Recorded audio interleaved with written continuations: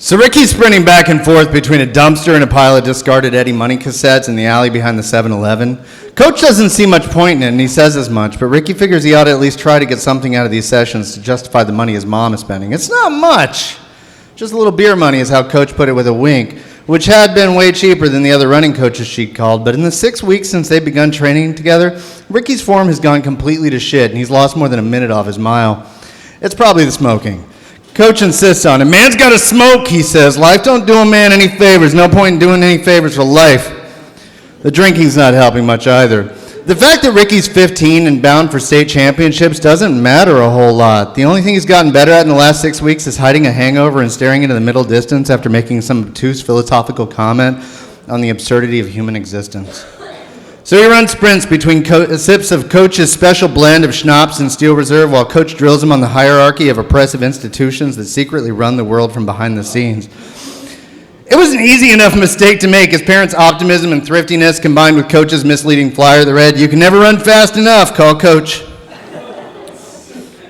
Plus the tabs across the bottom of the flyer with the telephone number had made it seem pretty legit. That he wasn't so much a running coach as a guy named Coach who posted flyers all over town with vague nihilistic aphorisms and the 7-Eleven payphone number was an easy detail to miss.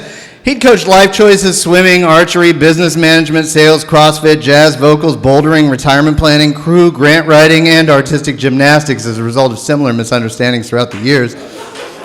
Nobody ever got what they'd come for, but nobody ever cared too much after a week or two in Coach's company.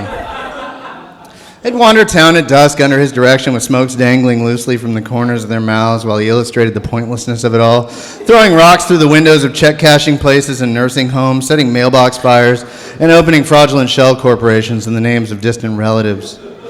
Eventually, each of his clients was so broken down that they'd stop coming to Coach altogether and fade into the background where they were quickly forgotten. But Ricky was special. His passion for track and field, coupled with his natural capacity for apologetics, insulated him from Coach's more caustic traits. He just kept turning up. And he just kept trying to improve, despite Coach's consistent encouragement to the contrary. "Keep running," Coach says. "Never seen a horse that could win against the ground forever." Ricky considers that thought as he tags the dumpster and makes a quick pivot. He feels his legs soften, the malt liquor digging its syrupy claws into his muscles. "There's only two kinds of men," Coach says. "Dead ones and the ones that don't know they're dead yet." It's a grim perspective. Ricky prefers to fantasize about smashing Cruiser Hawkins at stake. Cruiser Hawkins with his perfectly feathered hair and sick abs.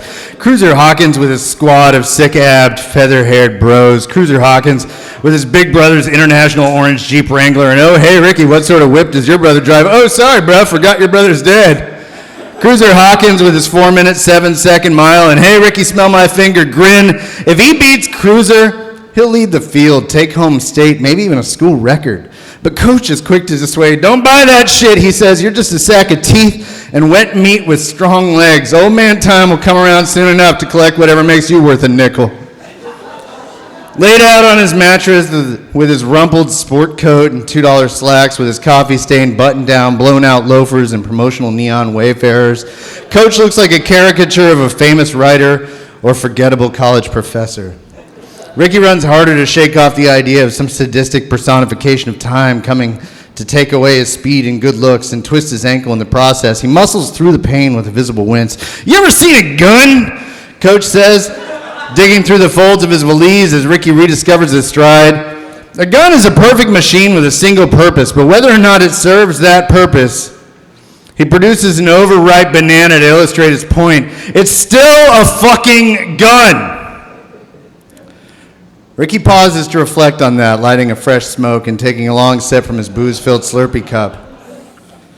"So you're saying I'm a good runner even if I don't win?"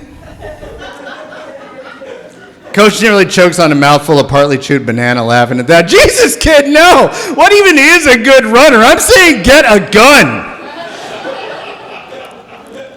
Ricky eyeballs his sneakers, unsure how best to respond. "But why?" he says, hoping it effectively articulates how little he understands why.